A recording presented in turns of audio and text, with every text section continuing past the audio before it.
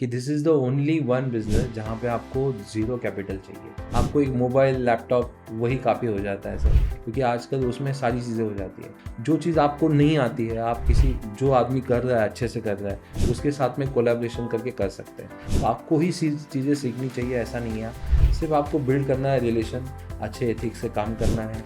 It is a very easy for.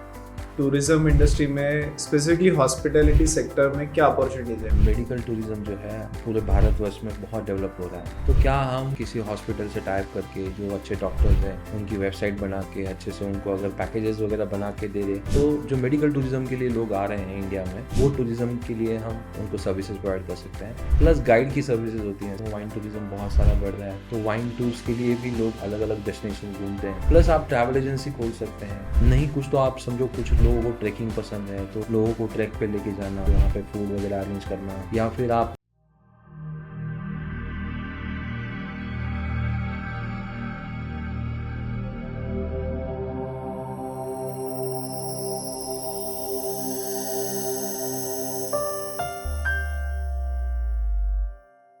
Welcome to धंधे की बात सर। आज हम डिस्कस करेंगे टूरिज्म बिजनेस अपॉर्चुनिटी के बारे में। टूरिज्म में कैसे बिजनेस बिल्ड करना है, कौन सा सेक्टर चुनना है, ये सेक्टर कैसे ग्रो हो रहा है, ये सारी चीज़ें आज हम जानेंगे। सो बिफोर स्टार्टिंग सर, सबसे पहले मुझे ये जानना है कि आप ये इंडस्ट्री में 20-30 साल से काम कर रहे हो, तो आपने ये टूरिज्म इंडस्ट्री कैसे ग्रो होते हुए देखा है? सर, जब से मैंने 1998 में शुरू किया था, तब से इंडस्ट्री अगर देखा जाए, पहले कार रेंटल में ज़्यादा बिजनेसेस होते थे, रेलवे टिकट्स बुक होते थे और कुछ लोग फ्लाइट्स में अफोर्ड कर पाते थे। लेकिन अभी जैसे जैसे अवेयरनेस बढ़ रही है, लोगों की इनकम बढ़ रही है, वैसे वैसे लोग अभी इंटरनेशनल और डोमेस्टिक टूरिज्म कर रहे हैं। तो कंपैरेटिवली अगर देखा जाए तो पहले जो टूरिज्म होता था वो सिर्फ स्पिरिचुअल टूरिज्म होता था, लेकिन अभी लोग लीजर के लिए ट्रैवल कर रहे हैं। कुछ फैमिली गेट टुगेदर या फेस्टिवल्स है उसके लिए ट्रैवल कर रहे हैं। कुछ लोग माइस के लिए ट्रैवल कर रहे हैं, कॉर्पोरेट्स के लिए ट्रैवल कर रहे हैं। तो बहुत सारा बिजनेस तो चेंज हुआ है कंपेयर टू अगर 25-26 साल की जर्नी में देखा जाए। तो यहाँ बहुत सारे चेंजेस हुए हैं compare to earlier. Okay sir, Covid के बाद बहुत सारे लोगों को पता चल गया कि अभी ज़िंदगी कितने जी सकते हो ये तो पता नहीं है। तो जितना है उतने में जितना घूम सके जी सके वो कर ले। तो कोविड के बाद आपने क्या चेंज देखा, और अलग अलग एज ग्रुप में, मतलब सीनियर्स हो, जेंजीज हो, सब में आपने क्या क्या चेंजेस देखे टूरिज्म के रिलेटेड? अभी अगर देखा जाए सर, तो टूरिज्म जो है वो कोविड के बाद में बहुत ज़्यादा अच्छे से चल रहा है कंपेरेटिव अगर देखा जाए, क्योंकि बहुत सारे लोग बोल रहे थे कि रिसेशन आएगा, तभी कोविड आ गया। तो कोविड के बाद में जैसे ही वो कोविड ख़त्म हो गया, वैसे ही टूरिज्म बढ़ना शुरू हो गया। कंपैरेटिवली अगर देखा जाए तो बिज़नेस जो है वो अलग-अलग हिस्सों में डिवाइड हो चुका है। पहले कैसा था कि आप फैमिली ट्रैवल करते थे, तो अभी छुट्टियों के लिए वेट नहीं करते हैं लोग। अभी चाहते हैं कि यार वीकेंड ट्रिप्स अगर पॉसिबल है तो जाके आते हैं। अगर हनीमून टूर है तो फिर प्री वेडिंग शूट के लिए लोग जाके आते हैं। तो बहुत सारे जो चेंजेस हुए हैं उसकी वज़ह से बिज़नेस बढ़ रहा है।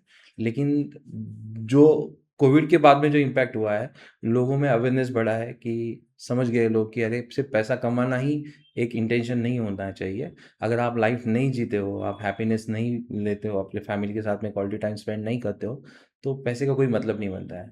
तो हमारा टूरिज्म जो है वो बिज़नेस जो है वो अच्छे से बढ़ रहा है उसकी वजह से। राइट।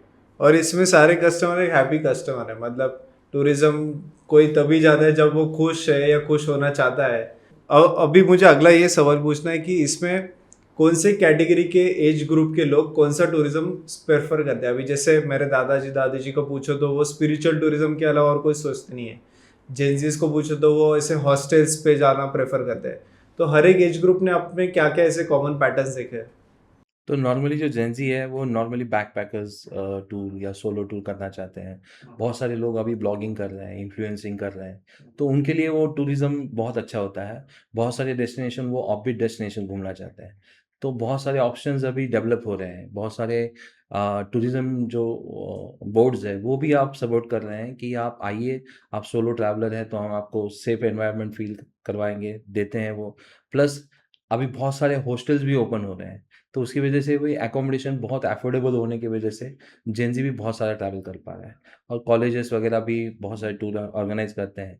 तो नॉर्मली जेन ज़ी का जो फोकस होता है, some time it is educational trip होती है, या फिर कुछ सीखने के लिए जाते हैं, या फिर अपना ब्लॉगिंग या फिर इन्फ्लुएंसिंग का जो बिजनेस है वो बढ़ाने के लिए घूमना चाहते हैं। रही बात फैमिली विद किड्स, अगर वो ट्रैवल करते हैं तो उनका फोकस वो होता है कि बच्चों के हिसाब से कितना ट्रैवल कर सकते हैं, क्योंकि वो हैप्पी होने चाहिए। क्योंकि नॉर्मली कोई भी फैमिली जब ट्रैवल करती है तो वो चाहती है कि बच्चे एंटरटेन होने चाहिए, क्योंकि उनके लिए हम टाइम निकाल रहे हैं। तो बहुत सारे डेस्टिनेशन चूज़ करते वक्त वो ये ध्यान रखते हैं कि बच्चों के लिए एक्टिविटीज़ क्या है, एक्सपीरियंस क्या-क्या है, और ऑल इन वन पैकेजेस होना चाहिए, ना कि सिर्फ अगर फोकस हम करें तो बच्चों के लिए एक्टिविटी है, साथ में वाइफ के लिए भी एक्टिविटी होनी चाहिए, शॉपिंग होनी चाहिए, एक्सपीरियंशियल टूर होनी चाहिए। अभी बहुत सारे डेस्टिनेशन वो चीज़ों पे भी फोकस कर रहे हैं कि हम कैसे एक अच्छा सस्टेनेबल, एक अच्छा एक्सपीरियंस दे पाए लोगों को, ताकि वो पैकेज में अगर वो कोई ट्रैवल कर रहा है तो उसको फील गुड फैक्टर मिले कि भाई हाँ चलो हमने क्वालिटी टाइम स्पेंड किया। रही बात सीनियर सिटीजन की, सीनियर सिटीजन के लिए अभी डेस्टिनेशन बहुत सारे ओपन हो रहे हैं, तो डेस्टिनेशंस यानी ऑफबीट डेस्टिनेशन में भी वो जाना चाहते हैं। कई बार उनको चलने के लिए तकलीफ होती है, या फिर डायबिटीज़ या कोई बीमारी होती है, तो उनके लिए बहुत डिफ़िकल्ट हो जाता है। लेकिन अभी शॉर्ट टूर्स भी लोग घूमते हैं, जैसे अभी स्टैच्यू ऑफ यूनिटी के आस-पास में है, हैदराबाद में जाते हैं, गोवा में जाते हैं। तो ये सारे डेस्टिनेशन भी वो एक्सप्लोर कर रहे हैं। ऐसा कोई पर्टिकुलर डेस्टिनेशन रहा नहीं, क्योंकि जब स्पिरिचुअल जर्नी जो है, वो तो हमेशा करते ही हैं। अभी आप 4 धाम देख लो, 2 धाम देख लो, या फिर ज्योतिर्लिंग टूर देख लो, या फिर आप अष्टविनायक टूर देख लो, या 3 एंड हाफ शक्तिपीठ टूर टूर देख लो, उसके लिए तो आते ही है। महाराष्ट्र में आते हैं और महाराष्ट्र के बाहर भी लोग जाते हैं। तो मेनली फोकस जो सीनियर सिटीजन का होता है कि भाई हमें कंफर्टेबल चाहिए, स्लो पेस में चाहिए, भागम-भाग वाला टूर नहीं चाहिए। तो कंपैरेटिवली अगर देखा जाए तो अगर मैं कुछ 5-6 दिन की अगर टूर बनाता हूँ, तो उसमें ज़्यादातर family and senior citizen travel करते हैं। लेकिन अब जब यंग का लोगों के लिए, अगर जेन ज़ी के लिए मैं कुछ बना रहा हूँ, तो मैं जो 3 नाइट है, 4 नाइट है, उसमें ही क्या देख सकते हैं, वो जाके घ घूम के आ जाना है। या तो वो सोलो ट्रैवलर है या बैकपैकर है, अगर कुछ डेस्टिनेशन एक्सप्लोर कर रहा है, तो वो 20-20, 30-30 दिन भी रहते हैं। तो नॉर्मली ये फैमिली के लिए या सीनियर सिटीज़न के लिए पॉसिबल नहीं होता है। तो ये बहुत सारे फ़र्क तो है, कंपेयर टू अगर देखा जाए तो। तो सर अभी आप ट्रैवल एजेंसी ऑपरेट करते हो, तो आप इसमें बिजनेस अपॉर्चुनिटीज कैसे ढूंढते हो? कैसे कैसे अलग अलग टाइप के पैकेजेस है, या अलग अलग टाइप के पैकेज डिज़ाइन हो गया, या कैब सर्विसेज हो गए, या may be Darshan related, religion spiritual related, तो ऐसे क्या क्या पॉकेट्स में आप बिजनेस अपॉर्चुनिटीज आइडेंटिफाई करते हो? तो ये देखा जाए तो सबसे टूरिज़्म में सबसे ज़्यादा बिज़नेस जो है, वो या तो फैमिली टूर होती है, जो फैमिली टूर नॉर्मली 2 बार होती है। या तो वो समर हॉलिडेज़ में होती है, या तो फिर क्रिसमस या न्यू ईयर के हॉलिडेज़ में होती है। डोमेस्टिक टूरिज़्म में अगर देखा जाए तो जो सीनियर सिटीज़न्स हैं, वो ज़्यादातर ट्रैवल करते हैं। तो हम देखते हैं कि सीनियर सिटीज़न के लिए क्या हम पैकेजेस ला सकते हैं। दे डोंट हैव अ की बाउंडिंग कि भई हमारे बच्चों की छुट्टी नहीं है, हम नहीं जा सकते हैं, ऐसा कोई उनका रिस्ट्रिक्शन नहीं रहता है। उनके लिए ईज़ी हो जाता है कि ऑफ सीज़न में वो ट्रैवल करते हैं, और वो साथ ही साथ में पैसे भी बचा पाते हैं। तो ऑफ सीज़न के रेट्स उनके लिए फ़ीज़िबल हो जाते हैं। कम पैसों में वो ज़्यादा डेस्टिनेशन घूम सकते हैं, प्लस रिज़र्वेशंस अवेलेबल हो जाता है। तो सीनियर सिटीज़न के लिए हम फ़ोकस करते हैं कि जब भी ऑफ सीज़न हो, तो उनका फ़ोकस, हमारा फ़ोकस होता है कि सीनियर सिटीज़न के लिए टूर कैसे लाएँ। और जब स्कूल्स वगैरह चालू रहते हैं, तो हम बहुत सारे स्कूल्स को भी कॉन्टैक्ट करते हैं कि आप कौन से टूर ऑर्गेनाइज़ कर सकते हो, कोई इंडस्ट्रियल विज़िट करवा सकते हो। तो ऐसा हम जैसे सीज़न आता है, अभी समर सीज़न आ रहा है, तो 3 महीने तो समर सीज़न चलेगा।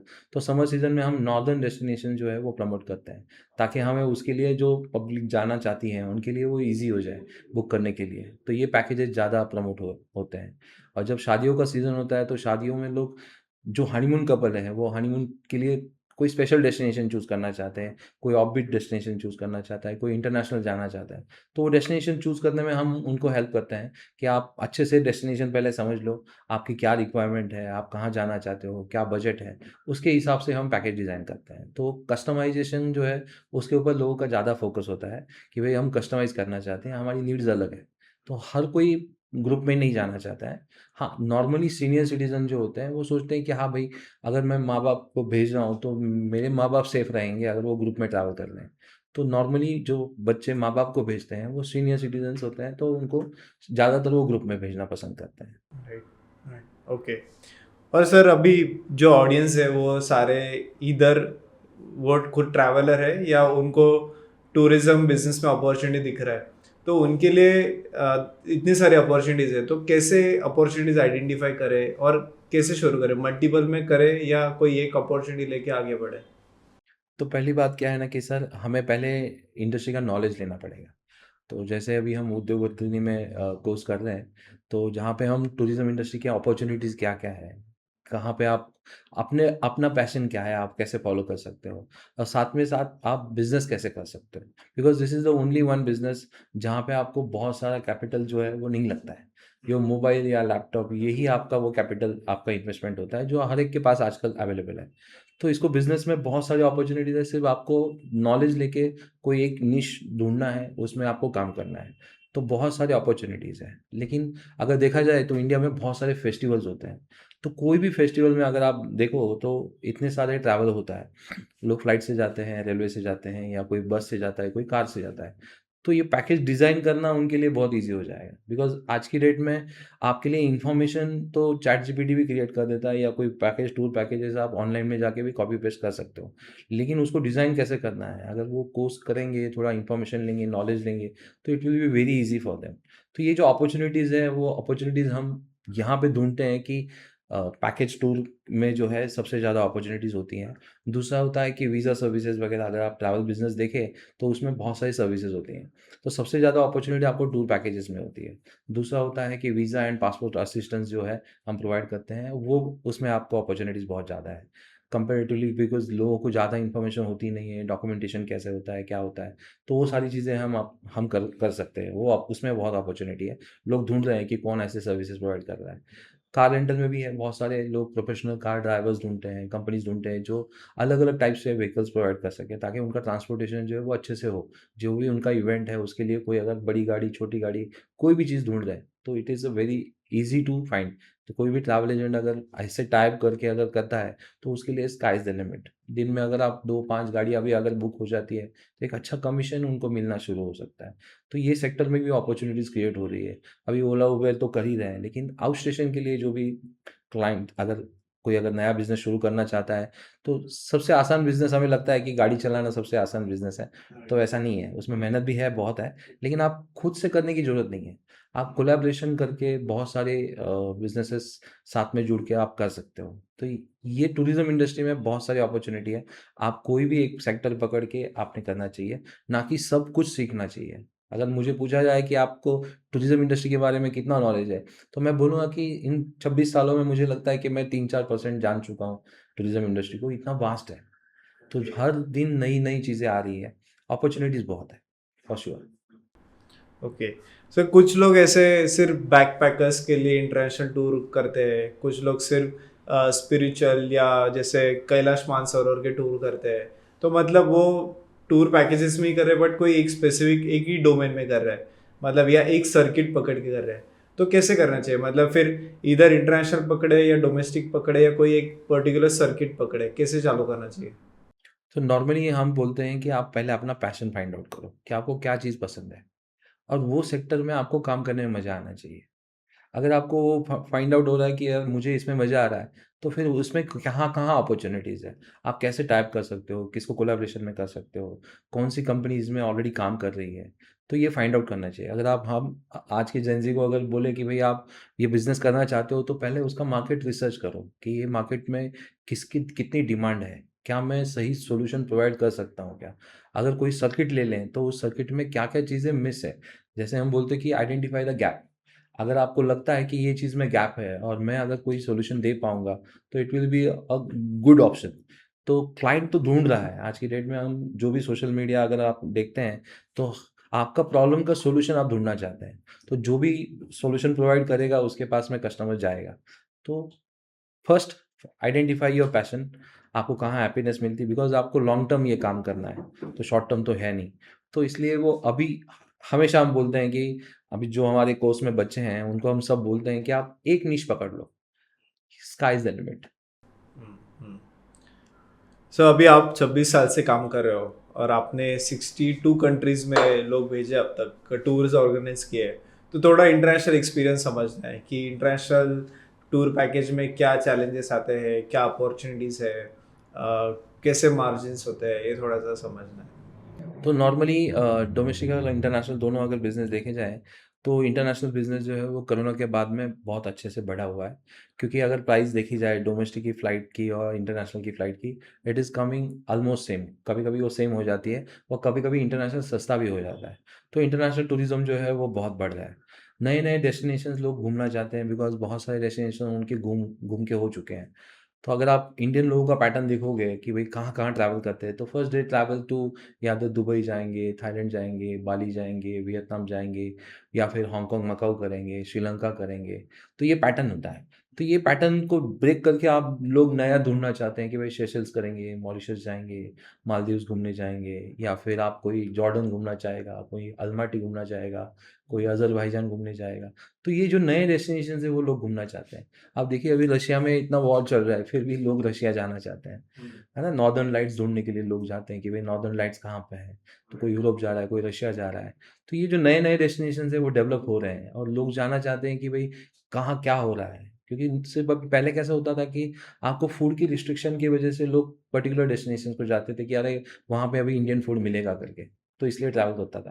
लेकिन अभी वैसा रहा नहीं है। आप जहाँ पे भी जाओ आपको इंडियन फूड ईज़िली अवेलेबल हो जाता है। तो कोई रिस्ट्रिक्शन रहा नहीं है, क्योंकि पहले बहुत लिमिटेशन होता था कि भई रेस्टोरेंट ही नहीं है, आपको ढूँढना पड़ेगा। तो पहले ऐसे होता था, लेकिन अभी तो बहुत सारे कंट्रीज़ में अच्छे से आपको इंडियन फूड कहीं पे भी मिल जाता है। तो food is not the problem.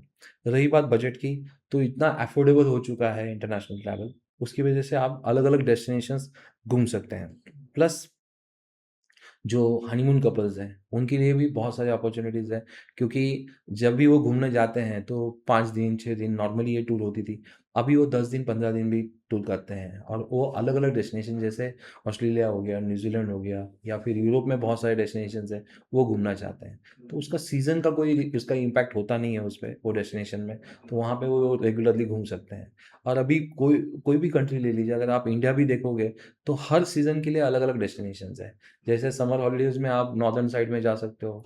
जैसे ही आप बारिश शुरू हो जाती है तो आप केरला, गॉड्स ओन कंट्री आप तमिलनाडु वगैरह वो विज़िट कर सकते हो। समर शुरू हो जाते ही आप यहाँ जा रहे हो, जैसे आप बारिश शुरू होती है तो आप यहाँ जा रहे हो। जैसे ठंडी होती है तो फिर लोग अलग-अलग डेस्टिनेशन कवर करते हैं, कोस्टल एरिया कवर करते हैं।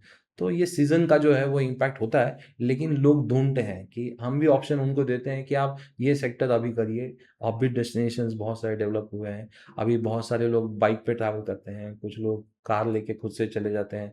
फिर उनके लिए हम ट्रैवल अरेंजमेंट करवा के देते हैं कि कहाँ-कहाँ वो घूम सकते हैं, डेस्टिनेशन कैसे घूम सकते हैं। तो ये तो अपॉर्च्युनिटीज़ बहुत हैं उनके लिए। बहुत सारे नए-नए डेस्टिनेशंस ओपन हुए हैं, इंटरनेशनल में भी और डोमेस्टिक में। और वीज़ा के जो रूल्स हैं, अभी आप देखोगे तो बहुत सारे कंट्रीज़ हैं जहाँ पे इंडियंस को वीज़ा फ्री है। तो उसकी वजह से भी बहुत लोग ट्रैवल करते हैं ताकि वीज़ा का खर्चा जो है वो उनका कम हो जाता है। फ्लाइट्स के कनेक्शन अभी बहुत सारे वाया वाया फ्लाइट्स होते हैं, तो वाया फ्लाइट्स में आपको कॉस्ट भी कम आ जाता है। बहुत सारे बैकपैकर्स ट्रैवल करते हैं, तो उनको लगेज अगर लेना नहीं है, तो it will be very easy for them. तो 7 किलो की एक हैंडबैग ले लिया और घूम लिए, तो उनको लगेज का कोई टेंशन है नहीं। तो बहुत सारे प्राइसिंग वहाँ पे ड्रॉप हो जाते हैं। तो एयरलाइंस भी सपोर्ट कर रहा है, जैसे ही कोई ऑफ़र आ जाती है जुलाई या सितंबर के लिए, तो वो ऑफ़र फ्लोट करते ही उनके सीट्स बुक हो जाते हैं। बिकॉज़ लोग ढूँढ रहे हैं कि भई कहाँ पे मुझे बेस्ट ऑप्शन मिलेगा। आजकल बहुत सारे टूल्स भी डेवलप हो रहे हैं, गूगल भी अपने टूल्स लॉन्च कर रहा है। तो जहाँ पे आप चीपेस्ट फ्लाइट ढूँढ सकते हो, चीपेस्ट होटल ढूँढ सकते हो और आपके लिए ट्रैवल एजेंट भी होता है, जो आपके लिए ये सब चीज़ें कर सकता है। So travel agent is the only one source जहाँ पे आपको कोई भी चीज़ का टेंशन लेने की ज़रूरत नहीं है। Right, right. सो आज भी मतलब मतलब ट्रैवल कितना भी ये टेक्निकल मतलब गूगल से आपको इन्फॉर्मेशन मिले, मेक माई ट्रिप जैसे प्लेटफॉर्म्स रहे, बट फिर भी ट्रैवल एजेंसी का इम्पोर्टेंस है डे बाय डे बढ़ते ही जा रहा है, क्योंकि बहुत सारी ऐसे ऑड सिचुएशंस आती है कि जहाँ पे इंडिविजुअल वो सॉल्व नहीं कर पाता है। सो सर, एक इंटरनेशनल टूर जब एक कोई एजेंसी को या एजेंट को ऑर्गेनाइज करनी होती है, तो क्या क्या चीज़ों का चेकलिस्ट होता है? वीज़ा है, का लैंग्वेज इशू है, फूड रेस्टोरेंट वेज फूड का इशू होता है, या ऐसे क्या क्या चीज़ें कि जो ध्यान में रख के ऑर्गेनाइज करनी चाहिए? तो नॉर्मली हम जो इंटरनेशनल टूर बुक करते हैं, हम तो पहले डेस्टिनेशन का नॉलेज लेते हैं हमारे लिए, खुद के लिए। और फिर हम डीएमसी जो होता है, डेस्टिनेशन मैनेजमेंट कंपनी होती है, जिनसे हम टाइप करते हैं। तो जो डेस्टिनेशन मैनेज कर रही है वो कंपनी, वहाँ पे वो सारी चीज़ें हमारी हैंडल करती है। जैसे ट्रांसपोर्टेशन हो गया, टिकटिंग, जो अट्रैक्शंस वगैरह होता है उनका बुकिंग करना हो गया, फूड अरेंज करना हो गया, जो भी क्लाइंट की रिक्वायरमेंट है, जैसे कोई वेजिटेरियन है, कोई जैन फूड चाहता है या कोई नॉन-वेज फूड खाना चाहता है, जो लोकल कुज़ीन एन्जॉय करना चाहता है, कोई स्ट्रीट फूड खाना चाहता है, तो वो सारी चीज़ें वो कैटर कर सकते हैं। प्लस गाइड प्रोवाइड किया जाता है, ताकि आप कोई भी कंट्री में जा रहे हो तो वहाँ पे आपको लैंग्वेज की बैरियर की वजह से आपको नहीं समझ में आ रहा है, तो वहाँ पे वो गाइड आपकी हेल्प करेगा। तो बहुत सारे डेस्टिनेशन अभी ऐसे अवेलेबल है जहाँ पे आपको हिंदी या फिर इंग्लिश में ट्रैवल गाइड अवेलेबल है। तो ये कोई रिस्ट्रिक्शन अभी रहा नहीं। और जो चीज़ हम बोलते हैं कि क्लाइंट को कि भैया आप चेकलिस्ट करो, पहले पहले हम आपका पासपोर्ट चेक करते हैं कि अगर आप इंटरनेशनल ट्रैवल करना चाहते हो, पासपोर्ट की वैलिडिटी कितनी है, वो देखना चाहिए कि आप 6 महीना वैलिडिटी है या नहीं है, अगर आप ट्रैवल करना चाहते हो तो। वो डेस्टिनेशन की क्या रिक्वायरमेंट है उसकी बेसिस पे आपके डॉक्यूमेंटेशन करवाते हैं, ताकि आपका प्रॉपर्ली वीज़ा प्रोसेस हो सके। प्लस बाद में हम आपके लिए ट्रैवल आइटिनरी क्रिएट करते हैं, जो आइटिनरी हम वीज़ा के लिए भी सबमिट करते हैं और आपको भी एक प्रॉपर्ली आइटिनरी डिज़ाइन करके देते हैं। फिर हम होटल बुकिंग करते हैं, तो होटल का जो भी लोकेशंस है वो सेंट्रलाइज़ होना चाहिए, कि ताकि आपको कहीं अगर घूमने जाना है टूर खत्म होने के बाद, तो आप मार्केट में घूम सको, आपको रेस्टोरेंट जाना है तो आप जा सको। प्लस हम वहाँ का ट्रांसपोर्टेशन जो है वो बुक करते हैं, वहाँ के जो अट्रैक्शंस होते हैं वो बुक करते हैं। वो होने के बाद में हम ये मेक श्योर करते हैं कि आपका जो फ्लाइट का कनेक्शन है वो has to be proper way. Otherwise कभी-कभी हमारे क्लाइंट जो होते हैं कि कनेक्शन जो है वो खुद से बुक करना चाहते हैं, तो वो कहीं न कहीं ट्रांज़िट वीज़ा लगता है, कहीं जाके उनका लगेज ही ट्रांसफ़र नहीं होता है, थ्रू चेक इन नहीं होता है। तो ये सब चीज़ों का ध्यान रख के हम पैकेज बनाते हैं, ताकि आपका पैकेज जो है वो स्मूथली रन हो सके। कई बार ऐसा होता है कि शॉर्ट जर्नी जो करते हैं लोग, 5-6 दिन जहाँ डेस्टिनेशन को देना चाहिए, वहाँ 3 या 4 दिन देके फिर रिग्रेट फ़ील होता है। यहाँ आने के बाद में बोलते हैं, अरे ये रह गया, वो रह गया। तो ये सब चीज़ें ना हो, रिग्रेट फ़ील ना हो, इसके लिए हम डिज़ाइन करते वक़्त ही क्लाइंट के लिए एक अपॉर्च्युनिटी देते हैं कि आप चॉइस करो, आपकी क्या चॉइस है, कौन से डेस्टिनेशन या कौन से अट्रैक्शन आप कवर करना चाहते हो। तो उससे ज़्यादा से ज़्यादा उनको कवरेज भी मिलता है, प्लस जो भी डेस्टिनेशन वो जा रहे हैं, वो प्रॉपर्ली उनको देख पाते हैं। ओके। और सर ऐसे कुछ सिचुएशंस भी होती है, अभी जैसे करंटली वॉर चल रहा है, तो जितने भी इंटरनेशनल कस्टमर्स है, दुबई, ईरान या जो गल्फ कंट्रीज में, सारे लोग अभी फंसे हुए हैं। तो ऐसे सिचुएशंस में क्या करना चाहिए एक कस्टमर्स ने और एजेंसी ने? तो पहली बात क्या है कि जो लोग अटके हुए हैं उनके लिए, कि जैसे ही वो पता चला कि आपको ये सिचुएशन हो रही है, एयरलाइंस क्या करता है, एक एडवाइज़री इश्यू करता है। उनका शेड्यूल उन्होंने दिया होता है, वो उसके अपडेटेड इन्फॉर्मेशन उनकी वेबसाइट पे आपको देख सकते हैं। या तो आप जिस एजेंट से आप बुक कर रहे हो, उनको आप कॉन्टैक्ट कर सकते हो। वो इन्फॉर्मेशन, प्रॉपर इन्फॉर्मेशन उनके पास में अपडेटेड होती है। जो भी इन्फॉर्मेशन है उसको प्रॉपरली एनालाइज़ करके फिर हम आपको गाइड करते हैं। अभी ये होता है कि कोई भी एयरलाइंस अगर फ्लाइट कैंसल करती है, तो रीशेड्यूल करके आपको अलग फ्लाइट में करवा के दे सकती है, अलग डेट्स के लिए। क्योंकि ये सिचुएशन जो है किसी के हाथ में नहीं है। वो सिचुएशन में एयरलाइंस अपना शेड्यूल, नया शेड्यूल जैसे ही अनाउंस करती है, अगर बहुत सारे कैंसलेशन होते हैं, तो वो रिपीट, जो जो लोग, सभी लोग आ रहे हैं, सभी को अकोमोडेट करना पॉसिबल नहीं होता है। तो आपकी सिचुएशन क्या है, आप समझाइए, आपका वीज़ा ख़त्म हो रहा है या फिर आपकी फैमिली है, कोई इमरजेंसी है, कोई मेडिकल इमरजेंसी है। वो आपको एयरलाइंस को मेल लिखना होता है, या फिर आप ट्रैवल एजेंट के थ्रू भी आप कम्युनिकेट कर सकते हो, ताकि आपको वो फ्लाइट में सीट मिल सके। प्लस आपका ट्रैवल एजेंट भी ये काम करता है कि वो फ्लाइट में प्री परचेसिंग करता है, या फिर प्री बुक करके रखता है उसकी सीट जो है वो प्रॉपरली उसको, ताकि वो सीट मिल सके। तो इट इज़ वेरी इंपॉर्टेंट कि आप अपने ट्रैवल एजेंट से कम्युनिकेट करिए। अगर आप ऑनलाइन खुद कर रहे हो तो आप एयरलाइन से कम्युनिकेट करिए। थ्रू फ़ोन तो नहीं होता है, क्योंकि फ़ोन तभी बहुत बिज़ी होते हैं। तो ये सजेस्ट कि आप ईमेल करिए, ऑफ़िशियल मेल्स को मेल करिए और फिर कम्युनिकेट करने की कोशिश करिए।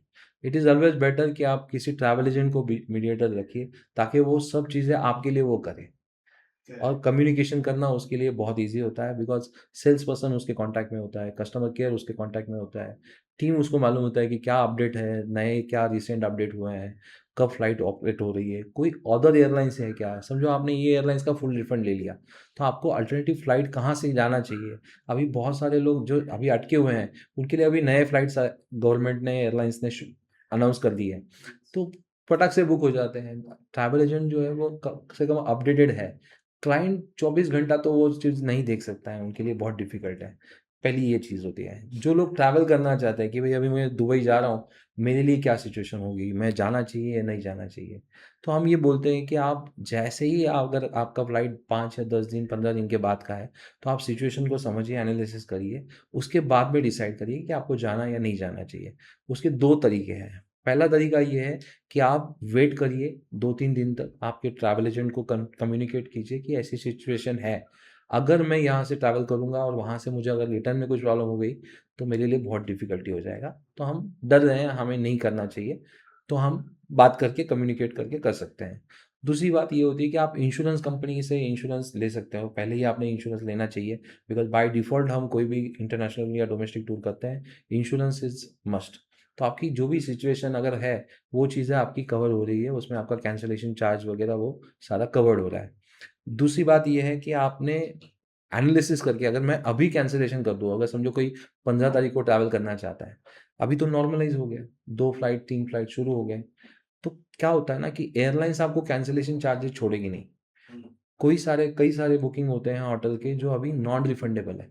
तो उस सिचुएशन में कस्टमर का बहुत बड़ा लॉस होने के चांसेस होते हैं। तो हम बोलते हैं कि आप वेट करो, अगर सिचुएशन सच में वापस से खराब होती है या नहीं होती है, उसके बेसिस पे आप डिसीजन लो। अगर खराब होती है तो एयरलाइंस खुद होके कैंसलेशन करवा देगी। तो फिर आपको होटल को भी ऑप्शन बता सकते हो कि भई हमारा फ्लाइट ही कैंसल हो चुका है। टूरिज़्म बोर्ड उनको ऑर्डर करते हैं कि आप जो भी कैंसलेशन है या तो आप प्रीपोन कर दो या पोस्टपोन कर दो, जो पोस्टपोन कर दीजिए। तो पोस्टपोनमेंट का ऑप्शन होता है। तो आप बात करिए एयरलाइन से, आपके ट्रैवल एजेंट से, ताकि वो आपको प्रॉपर्ली गाइड कर सकें। So this is the best way. ये दोनों में से आप कुछ भी कर सकते हो। Right right. और सर इंडियंस काफ़ी हद तक दुबई, सिंगापुर, थाईलैंड ये सारे डेस्टिनेशन पे बहुत ज़्यादा इसमें संख्या में जाते हैं। तो ये डेस्टिनेशंस में ऐसा क्या खूबी है कि वहाँ पे इतना टूरिज्म ग्लोबली अट्रैक्ट होता है, और इंडिया क्या सीख सकता है इससे? अगर देखा जाए तो सबसे ज़्यादा ट्रैवल जो है वो दुबई में होता है। दूसरा डेस्टिनेशन है थाईलैंड, और बहुत सारे डेस्टिनेशंस हैं। लेकिन मेजरली दुबई, थाईलैंड, बाली, वियतनाम, अभी वियतनाम बहुत ज़ोर में है। तो ये डेस्टिनेशन ज़्यादातर विज़िट होते हैं। हमारे लिए श्रीलंका पास में है, भूटान, नेपाल भी पास में है। तो ये भी डेस्टिनेशन अच्छे से प्रमोट हो रहे हैं। तो ये प्रमोट होते वक़्त सर क्या होता है ना कि अगर कोई डेस्टिनेशन देखा जाए तो ये ऑल इन वन पैकेज होता है। अगर आप थाईलैंड की बात कर लो, तो वहाँ पे बीचेज़ भी है, आपको नाइट लाइफ़ भी है, आपको टेम्पल्स भी है, हेरिटेज भी है, तो बहुत सारी चीज़ें आपको एक ही जगह पे मिल जाती है। और कई बार हमने देखा है कि कॉस्ट इफ़ेक्टिव अगर पैकेज देखा जाए, क्लाइंट का उधर उधर रुझान ज़्यादा होता है कि भाई कॉस्ट इफ़ेक्टिव है, हमारा बजट में आ रहा है, तो हम ट्रैवल कर सकते हैं।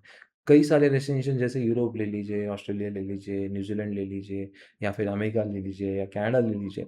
ये टूर का कॉस्ट जो है वो अब इन टूर की कंपैरिज़न में अगर देखा जाए तो 2 से 3 गुना होता है। तो क्लाइंट के लिए भी वो ईज़ी हो जाता है, अगर वो फैमिली के साथ में ट्रैवल कर रहा है, तो ये डेस्टिनेशन में वो अफोर्डेबल होता है उनके लिए। तो 2 लाख में या 3 लाख में आपकी फैमिली पूरी ट्रैवल करके आ सकती है, जो बाकी डेस्टिनेशंस के लिए पॉसिबल नहीं होता है।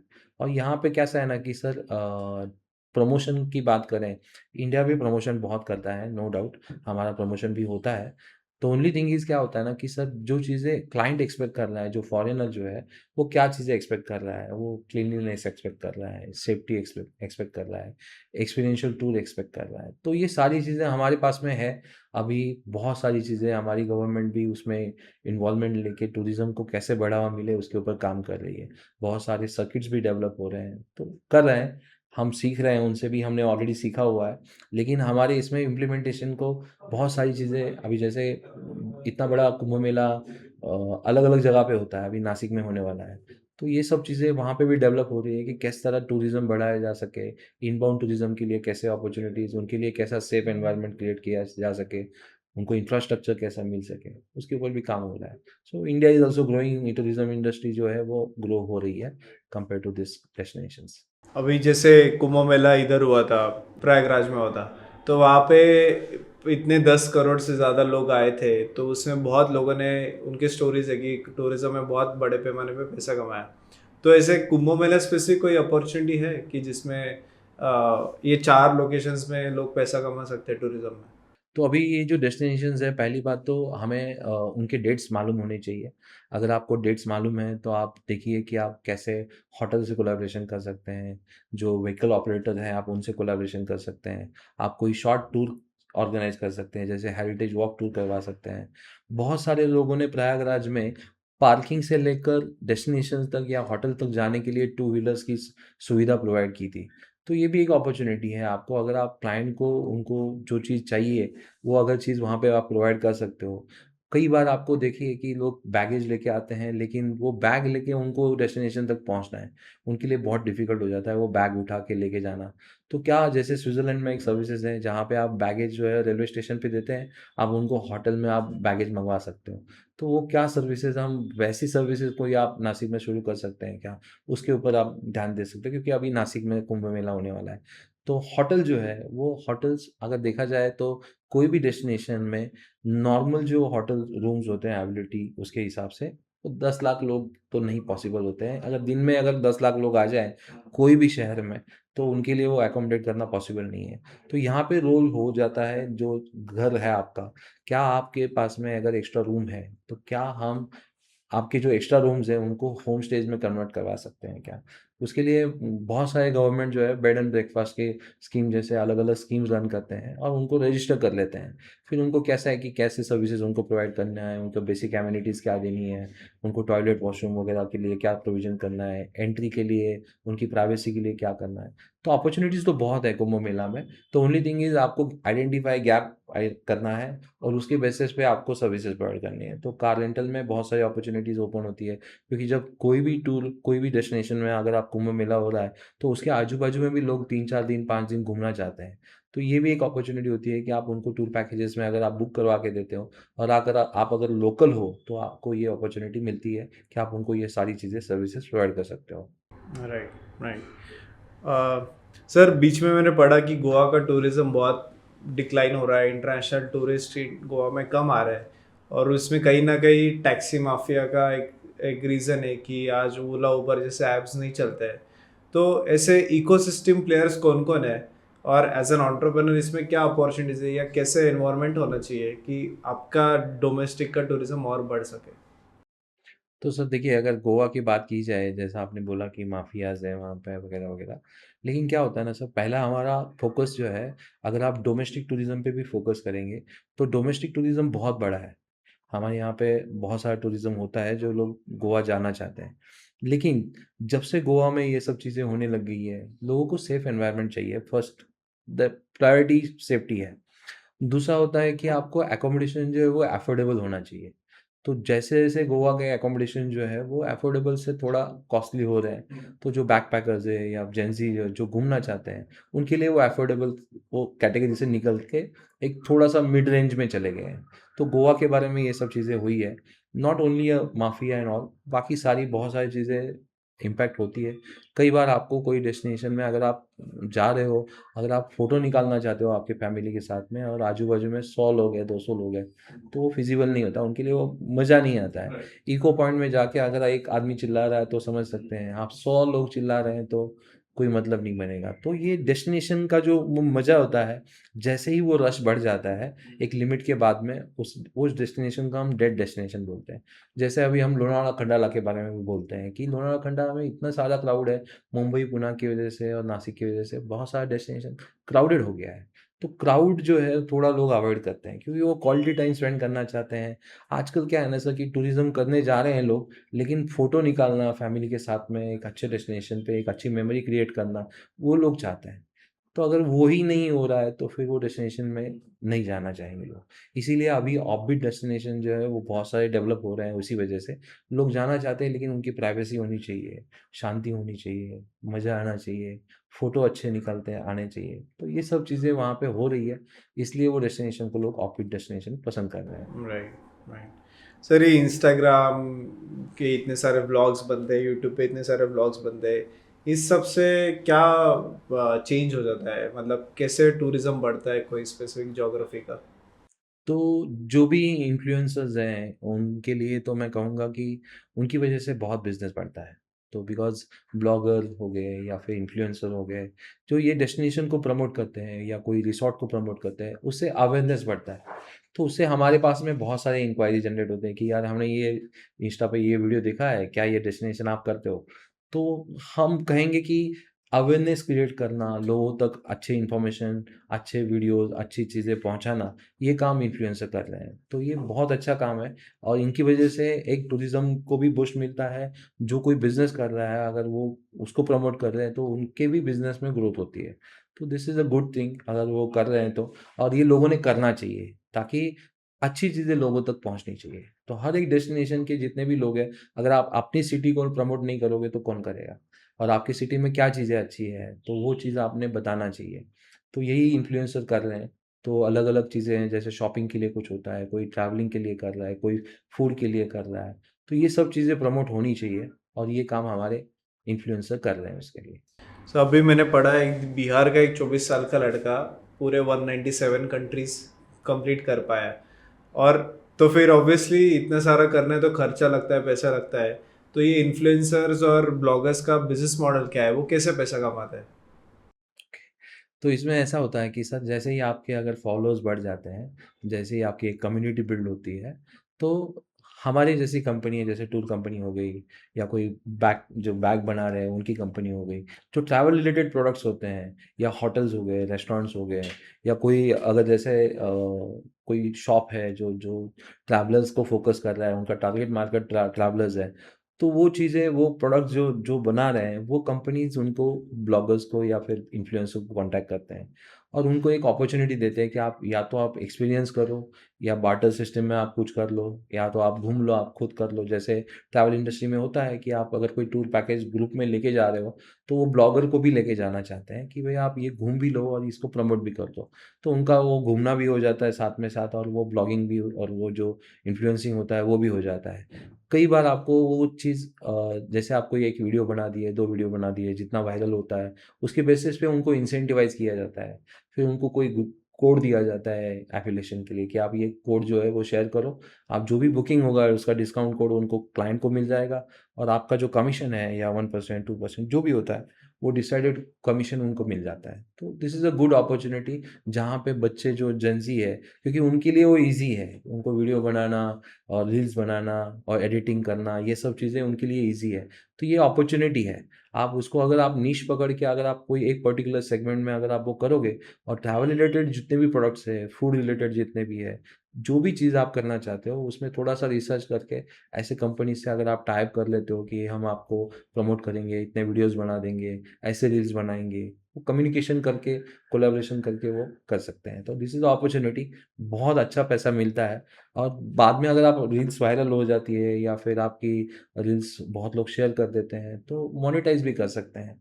आपको फ़ेसबुक हो गया, इंस्टाग्राम हो गया या यूट्यूब हो गया, ये मोनेटाइज़ करने की भी अपॉर्च्युनिटी देते हैं, तो वहाँ से भी आपको एक इनकम सोर्स शुरू हो सकता है। Okay, okay. सर, एक कभी ट्रैवल एजेंसी या टूरिज्म बिजनेस में आना है तो क्या क्या चीज़ें लगती है? लाइक राइट फ्रॉम गवर्नमेंट की कोई फॉर्मेलिटीज़ है क्या? मतलब कोई रजिस्ट्रेशंस करना है, कोई परमिट्स निकालना है, या किसी कोई चीज़ों में इन्वेस्टमेंट होना ज़रूरी है, या वो पर्टिकुलर डेस्टिनेशन में मैंने खुद ने ट्रैवल करना चाहिए तो ही मुझे उसका चीज़ का आइडिया आएगा? तो ऐसे चेकलिस्ट क्या क्या रहेगी? तो हमारा जो कोर्स है उसमें हम वही बताते हैं कि this is the only one business जहाँ पे आपको ज़ीरो कैपिटल चाहिए। आप नॉलेज ले सकते हो, नॉलेज तो आजकल टूरिज़्म का नॉलेज तो बहुत लोगों के पास है कि भई टूरिज़्म कैसे घूमना कैसे चाहिए। आप घूम सकते हो, लेकिन घूमने को आपके आपके पैशन को आपको कन्वर्ट करना है बिज़नेस में। तो इनकम सोर्स कैसे क्रिएट कर सकते हैं, वो हमको उसमें सब बताते हैं कि आप कैसे उसको अपॉर्च्युनिटी में कन्वर्ट कर सकते हो। आपके आजू-बाजू में क्या-क्या अपॉर्च्युनिटीज़ है, वो आप आइडेंटिफ़ाई कर सकते हो। तो इस तरह से हम करते हैं कि ताकि उनको ये अपॉर्च्युनिटी पता चल सके कि क्या अपॉर्च्युनिटीज़ है टूरिज़्म में। तो बिज़नेस करने के लिए आपको एक मोबाइल, लैपटॉप वही काफ़ी हो जाता है सर, क्योंकि आजकल उसमें सारी चीज़ें हो जाती हैं। आपको एक प्रॉपर नेटवर्क होना चाहिए, आपका एक प्रॉपर कनेक्शन होने चाहिए। तो ये सब चीज़ें कोलैबोरेशन में कर सकते हैं। तो सिर्फ़ आपको जो चीज़ आपको नहीं आती है, आप किसी जो आदमी कर रहा है, अच्छे से कर रहा है, उसके साथ में कोलैबोरेशन करके कर सकते हैं। हर चीज़ आप नहीं करनी चाहिए, ऐसे नहीं है। जैसे कोई भी एक सर्विसेज़ ले लीजिए, जैसे वीज़ा सर्विसेज़ है। तो वीज़ा सर्विसेज़ के लिए टॉप 5 एजेंट इन नासिक या एजेंट इन एनी कंट्री या एनी सिटी ढूँढना गूगल पे या किसी भी ऑनलाइन पोर्टल पे बहुत ईज़ी हो जाता है। तो वहाँ पे आप 5 लोगों से बात करिए कि वो सर्विसेज़ क्या हम कोलैबोरेशन में कर सकते हैं क्या? तो वो अपॉर्चुनिटी आप डिस्कस करके एक कर सकते हैं। तो आपको ही चीज़ें सीखनी चाहिए, ऐसा नहीं है। आप बिजनेस शुरू करिए कोलैबोरेशन करके, वो सर्विसेज आप अंडर वन रूफ आप सारी सर्विसेज प्रोवाइड कर सकते हैं।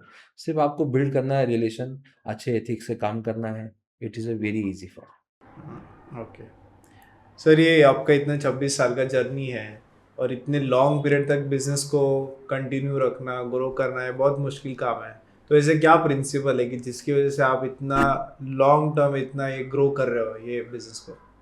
सो हमारी पहली प्रायोरिटी है हमारे कस्टमर का सेटिस्फैक्शन।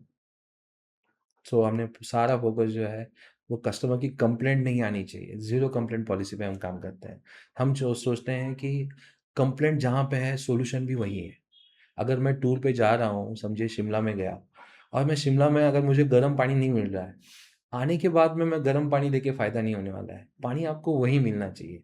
तो ये कम्युनिकेशन गैप होता है, जहाँ पे आपको कम्युनिकेशन से क्लाइंट को इन्फॉर्म करना है कि सर ये प्रॉब्लम हुई है, मैनेजर से बात करो। अब मैनेजर आपको प्रोवाइड कर देगा। और हमारा इंटेंशन वही होता है कि जैसे ही कोई प्रॉब्लम आती है, उसको सॉल्यूशन वहीं करवा दें। आने के बाद में सिर्फ डिस्कशन होता है कि हमें ये प्रॉब्लम हुई, हमें ये प्रॉब्लम हुई। सो वी आर फोकसिंग कि प्रॉब्लम ही ना हो। हमारे जितने भी वेंडर्स हैं, उनसे हमारा प्राइमरी यही डिस्कशन होता है, आप प्रॉफ़िट कमाइए। प्रॉफ़िट नहीं कमाना तो बिज़नेस ही नहीं हो पाएगा। तो पहला बिज़नेस करते वक़्त हम वही ट्रांज़िशन देखते हैं कि भई हम उसको निचोड़ नहीं लेते हैं पूरा। हम बोलते हैं कि आप बिज़नेस में पैसा कमाओ, तभी आप सर्विस दे पाओगे। लेकिन सर्विस में अगर प्रॉब्लम होती है, 15 मिनट में अगर मुझे क्लाइंट का फ़ोन आ जाता है कि 15 मिनट में आपने सॉल्व नहीं किया है, हमारे पास में कंप्लेंट आ गई, तो हम आपका 1000 रुपीज़ काटेंगे। तो इस तरह से हम सर्विस एश्योर्ड कर देते हैं। हमारे ट्रैवल एजेंट जो डीएमसीज़ होते हैं, उनसे हमारी डील ऐसी होती है कि आप प्रॉफ़िट कमाइए, हम रेट नेगोशिएट नहीं करेंगे आपसे, लेकिन हमें सर्विस एश्योर्ड चाहिए। हमने देखा है सर कि सैटिस्फाइड कस्टमर जो है ना, वो आपका बिज़नेस जो है वो बहुत खुद एडवोकेट होके वो हर जगह पे बताता है। तो हमें बहुत सारे रेफरल जनरेट होते हैं, लीड जनरेट होते हैं उससे। कहीं पे भी आप जाओ, तो आपका कोई अगर सैटिस्फाइड क्लाइंट है, तो वो सैटिस्फाइड क्लाइंट रिपीट है। तो रिपीट क्यों होता है? ये बिज़नेस ही रिपिटेशन का है। अगर आप एक बार सैटिस्फैक्शन मिल जाए, आपको पता चल जाए कि आपको एग्ज़ैक्टली क्या चाहिए, मैं अगर वही डिलीवर डिलीवर कर रहा हूँ, तो आप मेरे पास ही रिपीट आओगे। आप नया ढूँढने की कोशिश नहीं करोगे। तो हर बिज़नेस में यही होता है, अगर आपसे कोई रिलेशन एक बार जुड़ जाए, तो लोग चेंज नहीं करना चाहते हैं। अब क्या होता है ना कि लॉयल्टी भी एक होती है कि जो क्लाइंट है वो अभी लॉयल है हमसे, कि भाई हम भी उनसे लॉयल है, वो भी हमसे लॉयल है। तो ये चीज़ें हमें सस्टेन करने में काम कर गई। और कोरोना में भी बहुत सारा सपोर्ट हमें लोगों ने किया, कैंसलेशन के बारे में किया, सपोर्ट करने के बारे में किया, कि हमने कम्युनिकेशन बंद नहीं किया कि मैंने फ़ोन करके बंद करके सो गया, ऐसा कभी नहीं किया। कोरोना में भी हमने वही किया कि कम्युनिकेट कर रहे थे, लोगों को इन्फॉर्म कर रहे थे। ईमेल जो कम्युनिकेशन हो रहा था एयरलाइन से या होटल से, सप्लायर से, वो कम्युनिकेशन में लूप में हमने कस्टमर को रखा। ता उसकी वजह से ट्रस्ट बिल्ड हो गया कि अरे हाँ, ये हमारे लिए ऑलरेडी फ़ॉलो अप कर रहा है। अदरवाइज़ क्या होता है, बहुत सारे कंपनियों ने बंद करके ऑफ़िसेज़ बंद हो चुके थे, तो फ़ोन्स भी वर्किंग नहीं थे, कुछ प्रॉब्लम्स थे, पर्सनल कुछ प्रॉब्लम होंगे उनके। लेकिन हमने ये कोशिश किया कि आप कम्युनिकेशन जो है वो कंटीन्यूअस फ्लो में चालू रखा। जब भी कोई क्लाइंट टूर पे भी होता है, तो हमारा 24/7 का सपोर्ट टीम रहता है, ताकि वो कम्युनिकेशन चालू रहे। कई बार ऐसा होता है कि गाड़ी सामने है, लेकिन आप फ़ोन कर रहे हैं, मेरे को ड्राइवर नहीं मिल रहा है या गाड़ी ढूँढ नहीं पा रहे हैं, उसका फ़ोन नहीं लग रहा है, तो गाड़ी सामने ही होती है। तो सिर्फ़ कम्युनिकेशन जो है वो प्रॉपर होना, उसको कनेक्ट किया, 2 मिनट में गाड़ी आ जाता है। तो ये सब चीज़ें होती हैं, तो हमारा फ़ोकस होता है प्राइमरी कि कस्टमर का सैटिस्फैक्शन होना चाहिए। He should get the satisfaction, plus दूसरा होता है वैल्यू। तो उसको वैल्यू फॉर मनी मिल रहा है कि नहीं है, दैट इज़ मोर इम्पोर्टेंट। क्योंकि आज की डेट में आप ऑनलाइन पोर्टल्स वगैरह है या ऑनलाइन कंपनीज़ भी है, ट्रैवल कंपनीज़, तो वो सारी चीज़ें हर कोई हर सेम चीज़ बेच रहा है सर। तो हम अलग क्या कर सकते हैं? हम कैसे उसको वैल्यू एडिशन दे सकते हैं? पर्सनलाइज़ एक्सपीरियंस कैसे दे सकते हैं? वो उसपे हमारा फ़ोकस होता है, ताकि कस्टमर सैटिस्फाइड हो। Oh great. टूरिज्म इंडस्ट्री में स्पेसिफिकली हॉस्पिटैलिटी सेक्टर में क्या अपॉर्चुनिटीज़ है? मतलब अभी जैसे आपने एग्जांपल बताया स्विट्ज़रलैंड का कि बैगेज कलेक्ट करते हैं और वो आपको ड्रॉप करते हैं, तो ऐसे छोटे छोटे नीश अपॉर्चुनिटीज़ क्या हो सकती है? सर अभी अगर देखा जाए तो मेडिकल टूरिज़्म जो है हमारे पूरे भारतवर्ष में बहुत डेवलप हो रहा है। तो क्या हम किसी हॉस्पिटल से टाइप करके जो अच्छे डॉक्टर्स हैं, उनकी वेबसाइट बना के अच्छे से उनको अगर पैकेजेस वगैरह बना के दे दें, तो जो मेडिकल टूरिज़्म के लिए लोग आ रहे हैं इंडिया में, वो टूरिज़्म के लिए हम उनको सर्विसेज़ प्रोवाइड कर सकते हैं। प्लस गाइड की सर्विसेज़ होती हैं सर, बहुत सारे डेस्टिनेशंस को गाइड की ज़रूरत पड़ती है। आपको एक ऑथेंटिक इन्फॉर्मेशन कौन दे सकता है? तो अगर आप अलग-अलग लैंग्वेज सीख लेते हैं, तो आपके लिए अपॉर्च्युनिटीज़ बहुत ज़्यादा बढ़ जाती है। कोई कंपनी ले लीजिए, कोई कॉर्पोरेट ले लीजिए, जहाँ पे कोई इंटरनेशनल गेस्ट आ जाता है, तो उनके लिए भी अगर लैंग्वेज का बैरियर ना हो, अगर आपको जापानीज़ आती है या फ्रेंच आती है या फिर चाइनीज़ आती है, तो ईज़ी हो जाता है उनके लिए कम्युनिकेट करना, तो आप उनको प्रॉपर्ली अच्छे से गाइड कर पाते हैं। और वाइन टूरिज़्म जो है, वो वाइन टूरिज़्म बहुत सारा बढ़ रहा है, तो वाइन टूर्स के लिए भी लोग अलग-अलग डेस्टिनेशन घूमते हैं, तो क्या हम वहाँ पे आप गाइड सर्विसेज़ प्रोवाइड कर सकते हैं? जैसा ये बैगेज का बोला कि आप बैगेज की सर्विसेज़ प्रोवाइड कर सकते हैं। प्लस आप ट्रैवल एजेंसी खोल सकते हैं। एज़ एन टूर ऑपरेटर आप टूर पैकेजेस लॉन्च कर सकते हैं। आप कस्टमाइज़ कर सकते हैं, आप ग्रुप टूर लॉन्च कर सकते हैं। नहीं कुछ तो आप समझो कुछ लोगों को ट्रैकिंग पसंद है, तो लोगों को ट्रैक पे लेके जाना, उनको प्रॉपर्ली वहाँ पे फूड वगैरह अरेंज करना, या फिर आप बैकपैकर्स के लिए हेल्प कर सकते हो कि उनके लिए अकोमोडेशन प्रोवाइड करना, टेंट रेंट पे देना, ये सब चीज़ें वहाँ पे चलती है। तो क्या हम वैसे सर्विसेज़ दे सकते हैं? या फिर जैसे अभी काजवा महोत्सव वगैरह होता है, तो कहाँ पे जहाँ पे अपॉर्च्युनिटी है, वहाँ पे आपको आइडेंटिफ़ाई गैप करके आपको अपॉर्च्युनिटी मिल सकती है। बहुत सारी अभी एडवेंचर स्पोर्ट्स के लिए भी government of India licenses provide करती है, तो क्या लाइसेंस लेके मैं कौन-सा एडवेंचर स्पोर्ट्स वहाँ पे चालू कर सकता हूँ? जैसे अगर आप देखेंगे बहुत सारे डेस्टिनेशंस पे एडवेंचर स्पोर्ट्स भी शुरू हो चुका है, तो उसमें से हम कुछ कर सकते हैं क्या? क्या सर्विसेज़ प्रोवाइड कर सकते हैं? प्लस अभी एग्री टूरिज़्म बहुत बढ़ रहा है, तो क्या हम कोई फार्म हो गया या कोई एग्रीकल्चर लैंड है जहाँ पे कोई घर वगैरह है, उनसे कुछ कोलैबोरेशन करके उनको यहाँ पे बोल दिया कि 5-10 लोग आ रहे हैं, उनके लिए आप खाना अरेंज करो और सिर्फ़ उनको घुमाना है, उनको दिखाना है कि व्हाट इज़ द लाइफ़। वहाँ पे वो मिलेट्स परचेज़ कर सकते हैं, वो खाना खा सकते हैं और उनके लिए एक दिन भी अगर वो टाइम स्पेंड हो जाता है, वो तो एक्सपीरियंशियल टूर हो सकती है। तो ऐसे बहुत सारे अपॉर्च्युनिटीज़ टूरिज़्म इंडस्ट्री में है। The only thing is identifying the gap and क्या सॉल्यूशन हम प्रोवाइड कर सकते हैं। इसके लिए वो हमारा कोर्स भी कर सकते हैं, जिसमें हम सारे अपॉर्च्युनिटीज़ उनको एक्सप्लेन करते हैं, ताकि वो अंडरस्टैंड करके, वो आइडेंटिफ़ाई करके अपना एक स्वॉट एनालिसिस करे कि भई मुझे कहाँ स्ट्रेंथ, मेरी क्या स्ट्रेंथ है, मेरे वीकनेसेस क्या है और मुझे अपॉर्च्युनिटीज़ क्या है और इसमें थ्रेट्स क्या है। तो ये सब चीज़ें हम उनको सिखाते हैं। Okay okay. सर अभी हमने टूरिज्म बिजनेस कैसे चालू करना है ये समझ लिया, बट इसमें पैसे कैसे कमा सकते हैं, क्या मार्जिन्स है, कैश फ्लो कैसे होता है, ये थोड़ा सा हमें जानना है। तो जब मैं इस बिज़नेस में आया तब मैं I was a interior designer.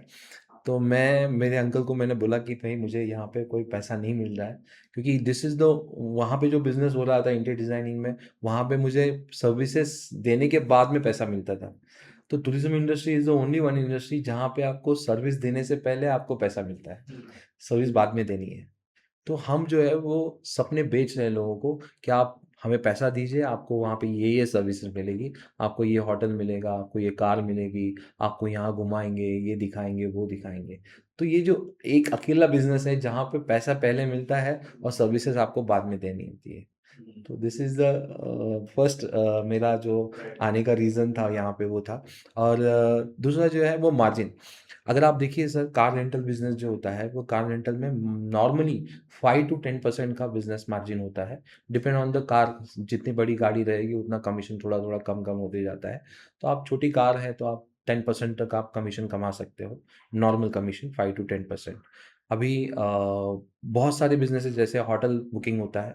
Hotel booking में भी आप अगर प्रॉपर्ली उनसे टाई अप कर लेते हो, तो अप टू 10% से लेकर 30-40% तक आपको उसमें कमीशन मिल सकता है। Depend on the how much business you are giving to them.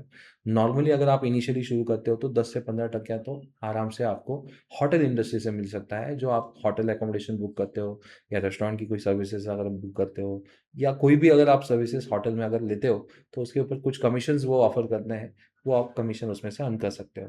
रही बात एयरलाइंस की, तो एयरलाइंस ने अभी कमीशन जो है वो ऑलमोस्ट बंद हो चुका है।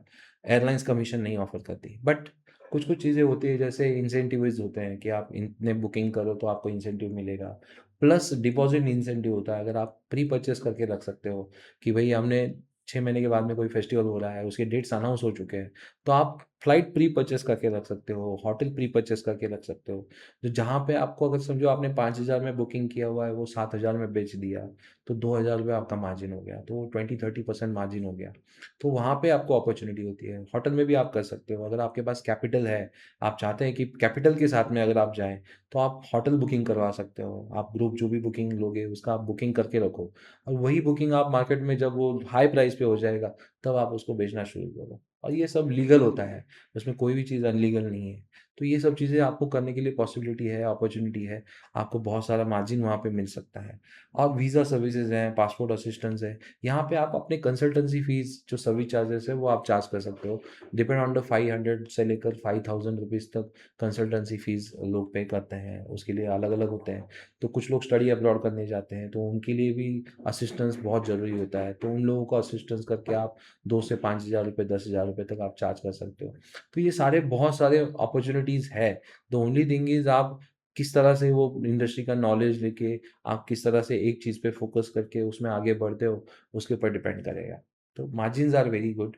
आप इंडस्ट्री में आ सकते हो और वो ये बिज़नेस ऐसा है कि आप ईज़िली इसमें आ सकते हो। यहाँ पे आपको नॉर्मली जो है वो कोई रजिस्ट्रेशन जो है वो शॉप एक्ट लाइसेंस एक तो होता है या तो आपको जीएसटी सर्टिफिकेट लेना होता है। इसके अलावा आपको और कोई रजिस्ट्रेशन करने की ज़रूरत नहीं है, लेकिन ऑप्शनल होता है, आप आईआईटा कोर्स कर सकते हो, आईआईटा का अगर सर्टिफिकेशन है तो आप वो ले सकते हो।